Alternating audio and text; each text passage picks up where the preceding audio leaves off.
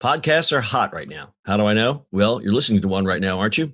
But you might be wondering, how on earth do I get my voice out there and start my own podcast? It all seems so intimidating. Between hosting and platforms and monetization, it can get real complicated real quick. Well, I'm going to let you in on a little secret. We started this podcast over 2 years ago, not knowing clue one on how to do it.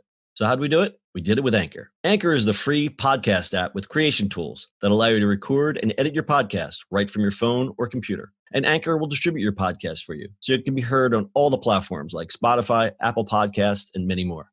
And everybody likes money, right? Well, you can make money from your podcast with no minimum listenership. It's everything you need to make a podcast in one place. So go right now, download the free Anchor app, or go to Anchor FM to get started.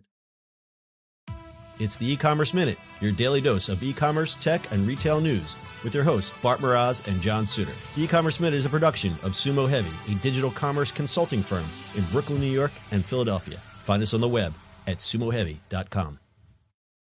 This episode of the E-Commerce Minute is brought to you by Send Pro Online from Pitney Bowes. With Send Pro Online from Pitney Bowes, it's just click, send, and save for as low as $4.99 a month. Send envelopes, flats, and packages right from your desk, and you're back in business in no time. And for being a loyal E-Commerce Minute listener, you'll receive a free 30-day trial to get started and a free 10-pound scale to ensure that you'll never overpay. Save time and money on mailing and shipping with Send Pro Online. Starting at $4.99 a month, you can qualify for special USPS rates for letters and priority mail shipping. Calculate exact postage online, and print labels right from your PC. So go to pb.com/minute to access this special offer for a free 30-day trial plus a free 10-pound scale to get started. That's pb.com/minute. Experience shipping made simple with a free trial of Send Pro Online from Pitney Bowes. It's E-Commerce Minute episode 569.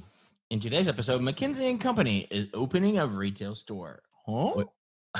We all know the struggles that bricks and mortar stores have been facing in the digital age.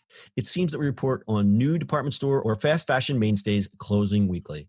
But there is one unexpected company taking a crack at opening up a physical store.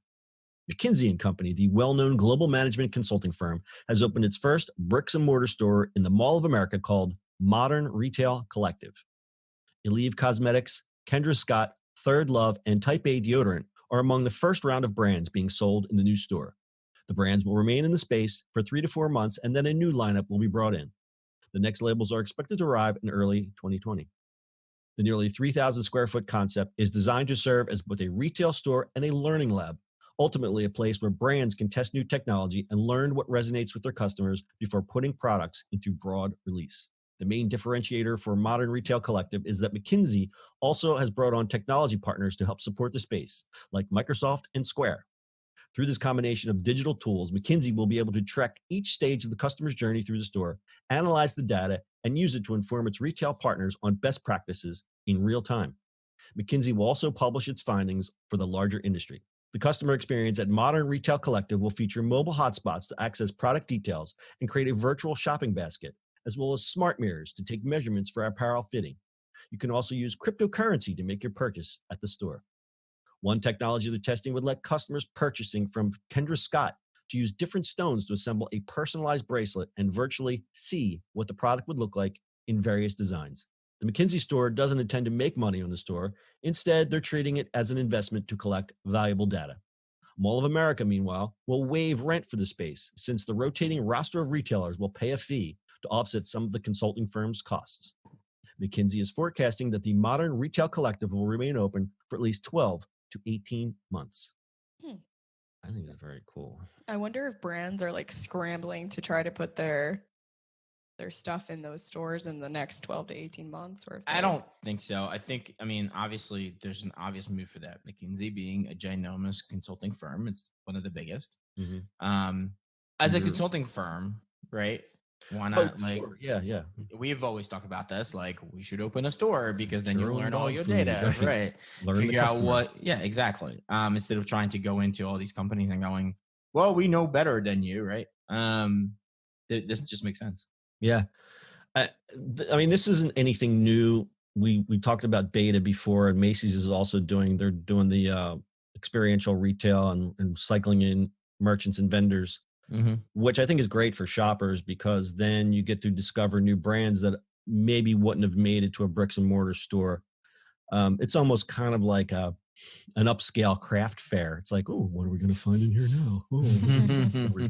And people like discovery. People like to be surprised. So I think it's great. It's obviously a no-brainer for McKinsey. I mean, even if they lose money on the concept, they're collecting all that juicy data. And I'm sure they're sharing it with Microsoft and Square and all the tech. I think it would be a pretty cool place to go check it out. Right. And it seems like they're specifically choosing higher end brands too.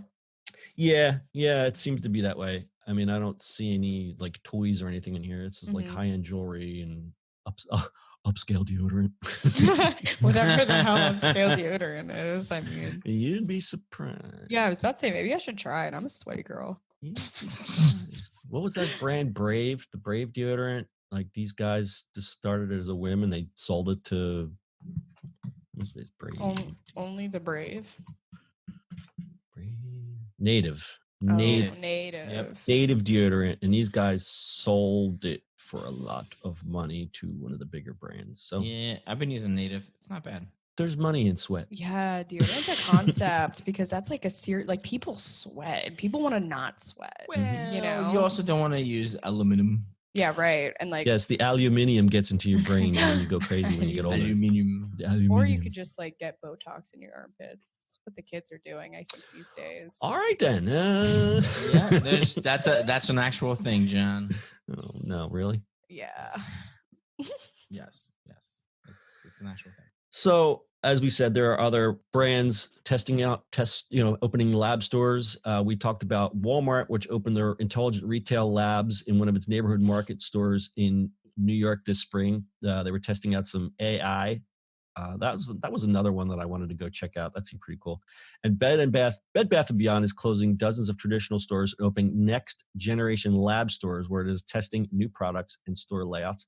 Makes sense for them because they have closed a ton of stores. And Third Love Lingerie, which has just one store in New York Soho neighborhood, will use technology to help consumers find the best. All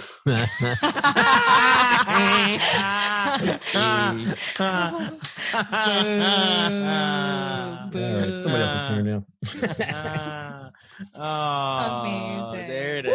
Amazing. I love that. You're mine.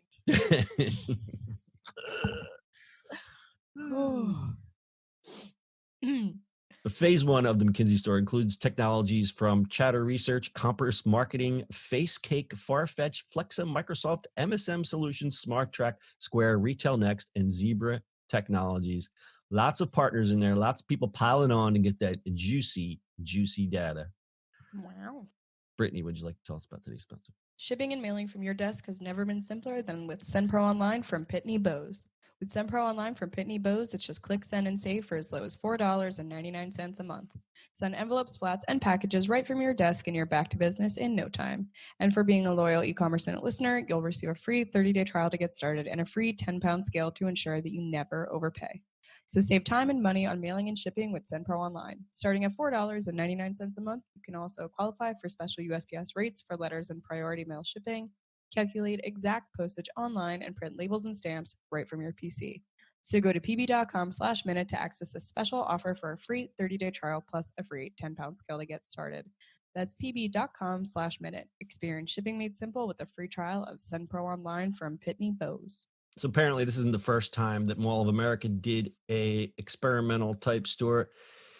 They did a pop-up store with GH Lab, which was a digital showroom experiment with Good Housekeeping Magazine and Amazon. Those are two weird bedfellows. I don't understand. What were they selling? Who knows? Well, even experimental stores like that, right? You also have good old WeWork has one too, right? They took all the people that work inside of WeWork and put it into a giant store. Yes. Coffee house and what is it? Coffee house, and you can work there. I remember what it's called yet.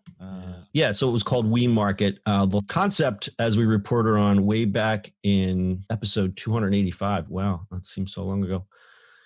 They would sell products from 10 WeWork member companies, and the coveted spots were secured by a pitch competition. I don't know whatever happened with this, though. Whatever happened with the We Market? Well, as according to Retail Dive, WeWork plans to open 500 We Market stores, but that's a year old. So, yeah, that's definitely not a thing anymore. So you're saying the We Markets are gone? No, the We Market is there. They're not doing 500. Yeah, I don't see any recent news. There's no way they're doing it. I see no recent news. Anyway, rambling on. Anybody got anything else? Nope. All right, that's your e-commerce minute for today. We'll see you on the internet tomorrow. That's it for today's show. If you like the show, do us a favor and subscribe or leave us a review on iTunes. And don't forget, you can now listen to the e-commerce minute on your Amazon device. Just add e-commerce minute to your flash briefing. And finally, if you have a comment or suggestion or just want to say hi, find us on social media @Sumo Heavy.